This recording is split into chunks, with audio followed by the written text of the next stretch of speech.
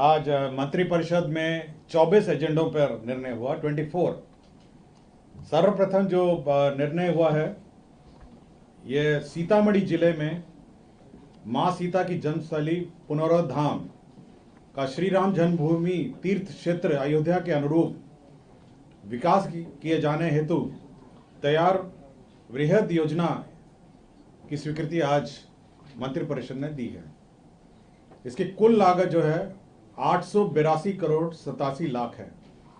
882 करोड़ का ये योजना है और यह मां सीता की जन्मस्थली पुनौरा धाम में सीतामढ़ी जिले में यह निर्माण कराया जाएगा। इस योजना के मुख्य जो घटक हैं उसमें जो पुराना सीता मां का मंदिर है उसका उन्नयन कार्य जो है वो 137 करोड़ है, 137 करोड़ है। टूरिज्म एवं टूरिज्म रिलेटेड इंफ्रास्ट्रक्चर जो है वह 728 करोड़ है और इसका 10 साल का मेंटेनेंस है वो 16 करोड़ है। कुल मिला के 882 करोड़ की ये परियोजना है और इसका कार्यान्वयन टूरिज्म डेवलपमेंट कॉर्पोरेशन द्वारा कार्यान्वित किया जाएगा।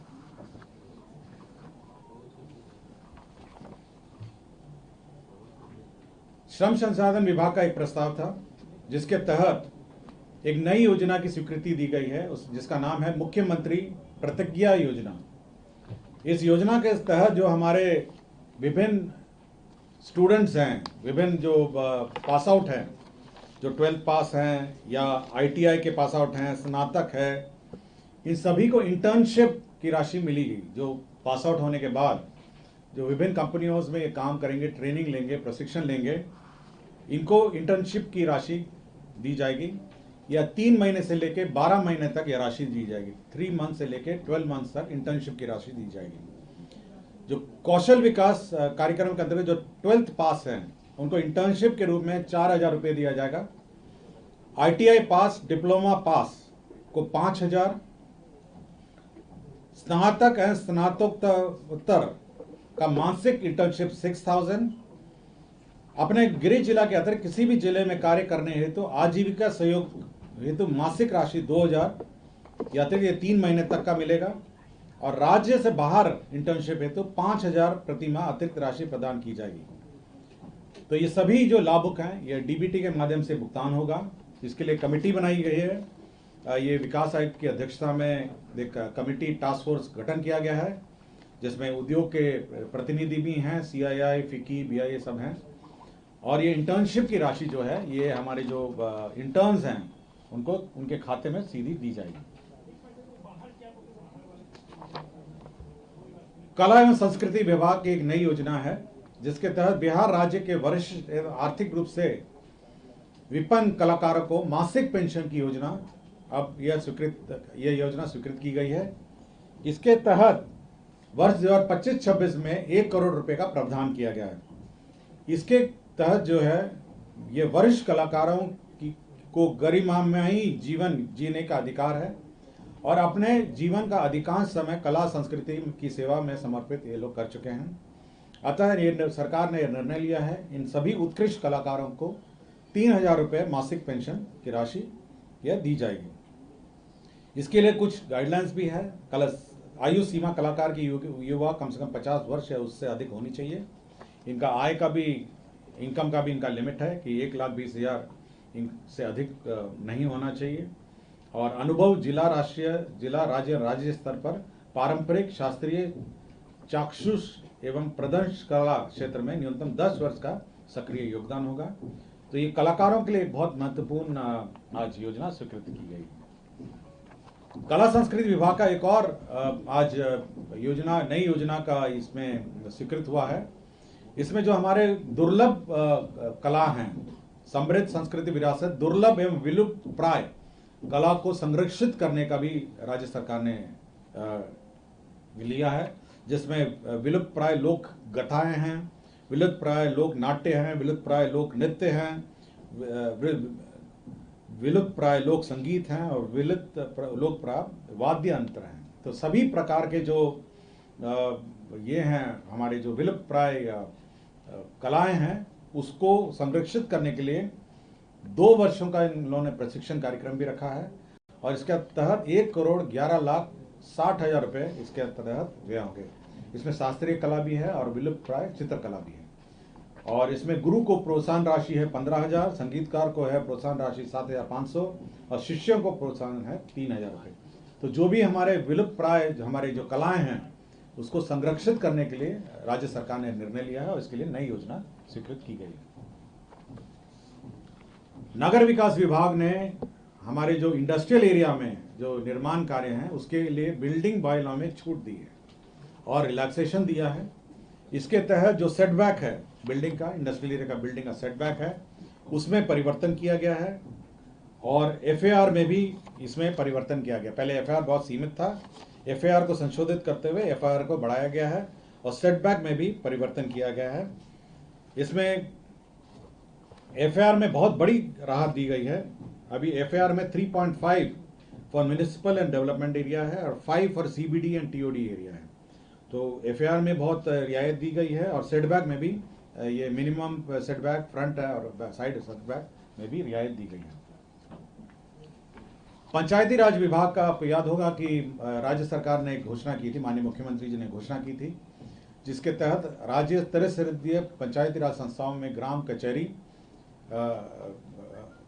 राज्य पंचायती राज संस्थाओं एवं ग्राम कचहरी के निर्वाचित प्रतिनिधियों का इलाज हेतु मुख्यमंत्री चिकित्सा सहायता कोष से अनुदान भी दिया जाएगा। इसकी आज औपचारिक स्वीकृति मंत्रिपरिषद ने दे दी है। कृषि रोड मैप की योजनाएं आज स्वीकृत हुई हैं। इस पहला है केंद्र प्रायोजित प्रधानमंत्री राष्ट्रीय कृषि योजना के तहत मृदा स्वास्थ्य एवं उर्वरता योजना अंतर्गत अनुमंडलीय स्तरीय मिट्टी जांच प्रयोगशाला की स्थापना, जैव उर्वरक एवं कार्बनिक उर्वरक गुणवत्ता नियंत्रण प्रयोगशाला की स्थापना, इसकी आज स्वीकृति दी गई है। कृषि रोड मैप के अंतर्गत ही कृष्णवती योजना के तहत सब मिशन ऑन एग्रीकल्चर एक्सटेंशन योजना, इसकी आज स्वीकृति दी गई है। आज केंद्र प्रायोजित योजना national mission on natural farming अंतर्गत इस योजना की स्वीकृति दी गई है और राज्य योजना है कृषि रोड मैप के तहत मुख्यमंत्री गन्ना विकास कार्यक्रम के तहत 49 करोड़ की योजना स्वीकृत की गई है। राज्य में स्वास्थ्य विभाग द्वारा जो राज्य चिकित्सा महाविद्यालय नए नए बन रहे हैं और बहुत सारे बन गए हैं, उसमें स्वास्थ्य सुविधा उपलब्ध कराने हेतु शैक्षणिक पदों पर संविदा के आधार पर नियुक्ति का निर्णय लिया है। पर्यावरण जलवायु परिवर्तन विभाग द्वारा केंद्र प्रायोजित स्कीम के अंतर्गत राष्ट्रीय जलीय पारिस्थितिकी तंत्र संरक्षण हेतु गोकुल जलाशय भोजपुर, इसका विकास का निर्णय लिया गया। इसके तहत 32,48,30,000 रुपये व्यय होंगे।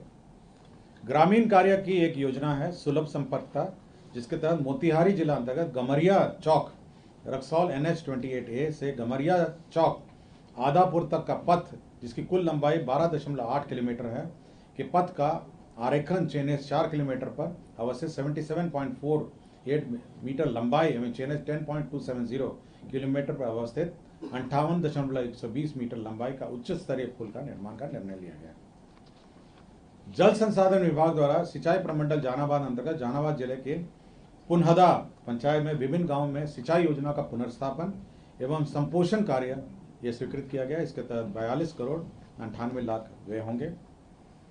श्रम संसाधन विभाग ने जो खतरनाक उद्योग में महिलाएं को कार्य करने में प्रतिबंध था, एक ये बिहार कारखाना नियमावली 1950 का नियम 95 में 13 अनुसूचियों में अंकित खतरनाक जो कार्य हैं वो महिलाओं के लिए प्रतिबंधित था।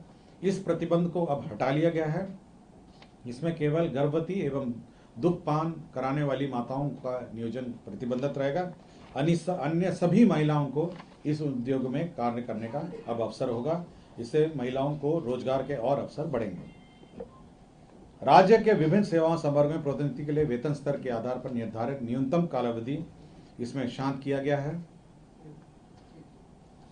सामान्य प्रशासन विभाग का एक प्रस्ताव था, जिसके अंतर्गत माननीय उच्चतम न्यायालय के अंतर्गत जो सेवानिवृत्त मुख्य न्यायाधीश हैं, न्यायाधीशों के घरेलू सहायता मान्य सुविधाएं नियमावली 2025 की स्वीकृति यह दी गई है।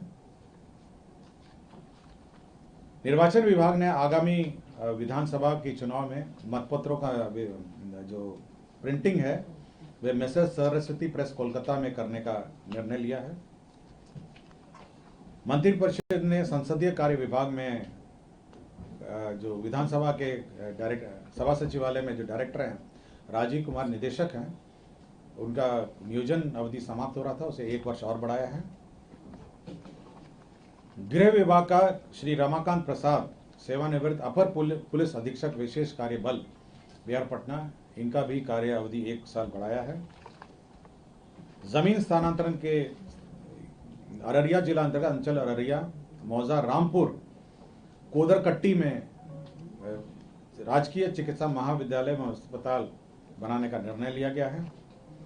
बेगूसराय जिला अंतर्गत अंचल बरौनी, मौजा, सिमरिया में जो सिमरिया घाट धाम को भूमि पर्यटन विभाग को स्थानांतरण करने का निर्णय लिया है। तो कुल आज 24 एजेंडों पर निर्णय हुए हैं। धन्यवाद।